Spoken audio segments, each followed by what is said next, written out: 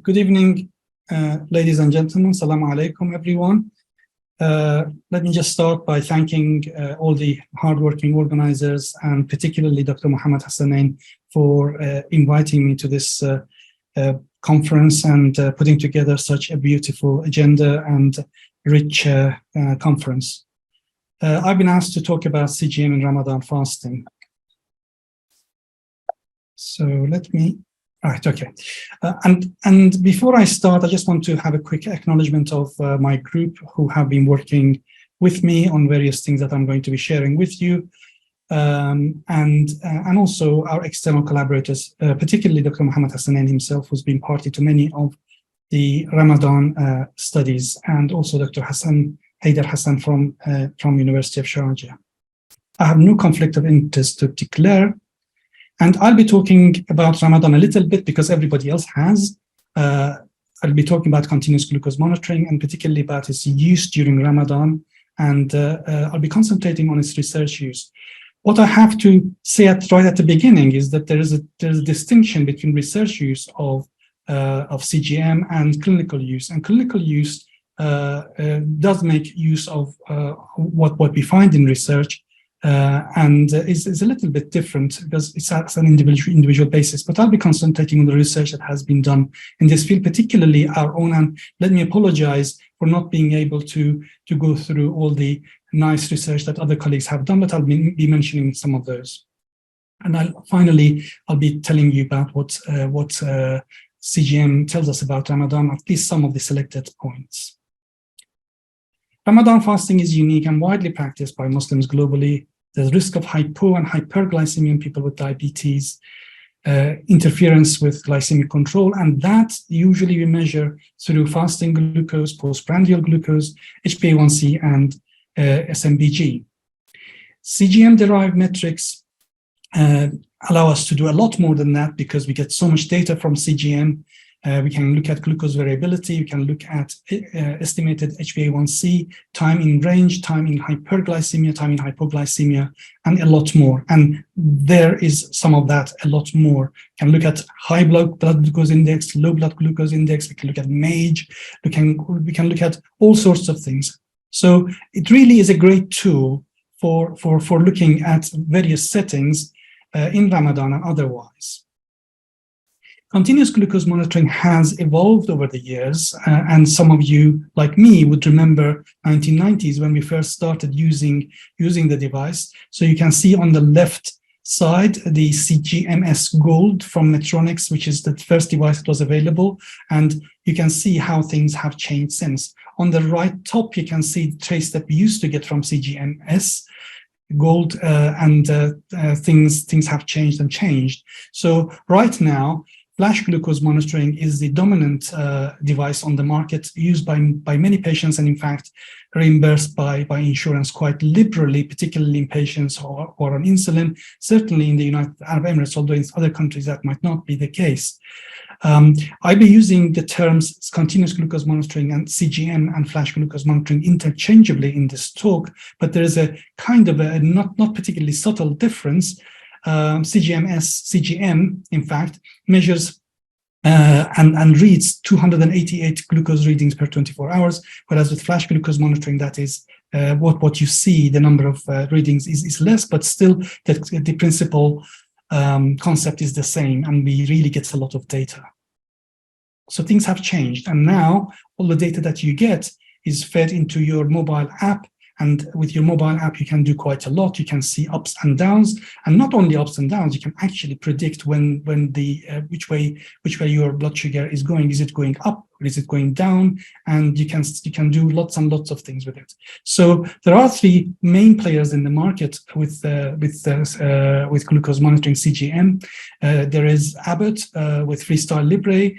There's Medtronic with Guardian Connect, and there is Dexcom with G6, G7. I don't think G7 is available in this country yet, but things are changing, and they're changing very fast. And you can even get your glucose levels on your watch now.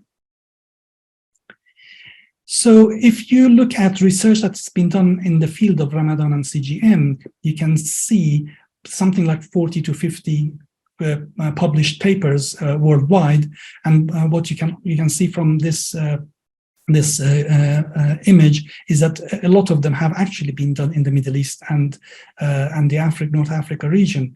And in the UAE alone, we have done 16, we meaning all colleagues here, 16 publications, overall 34.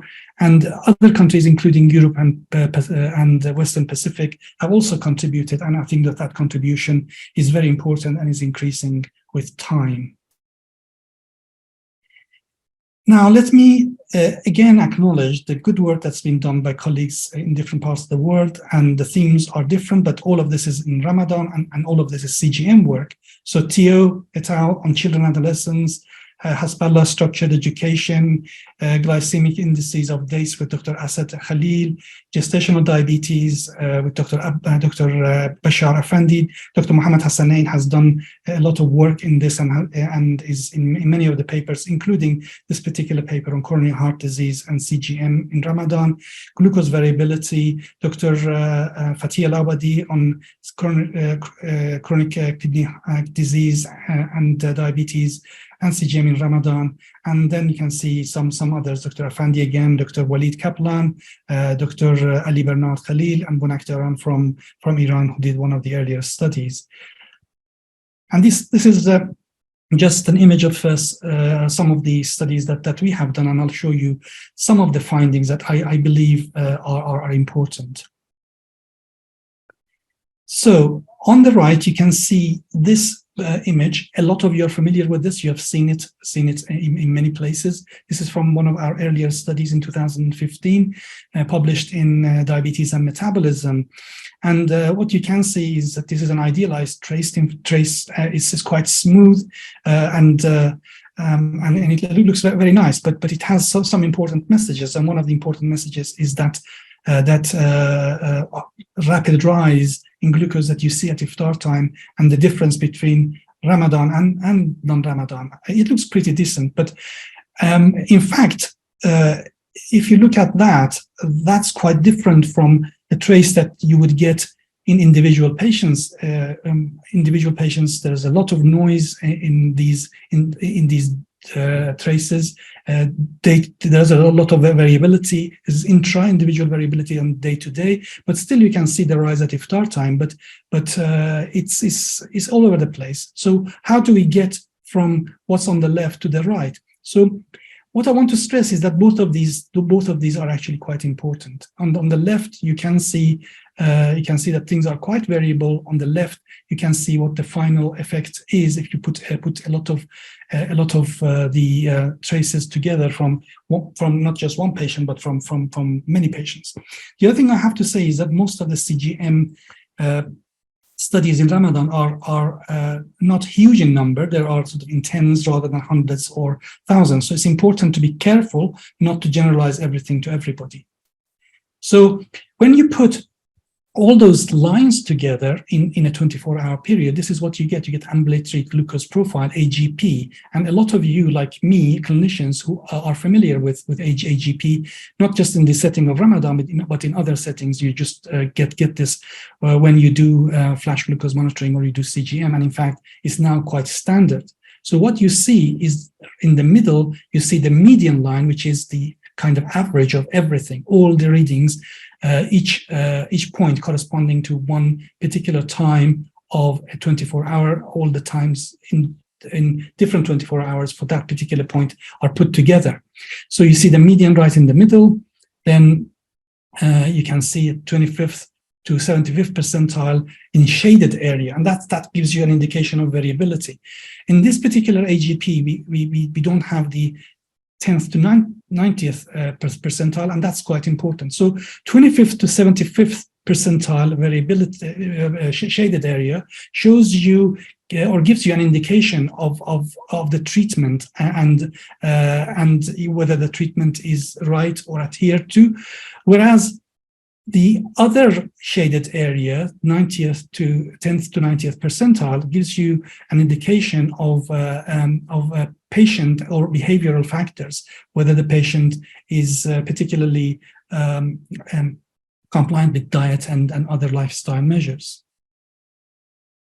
So what does it tell us about Ramadan?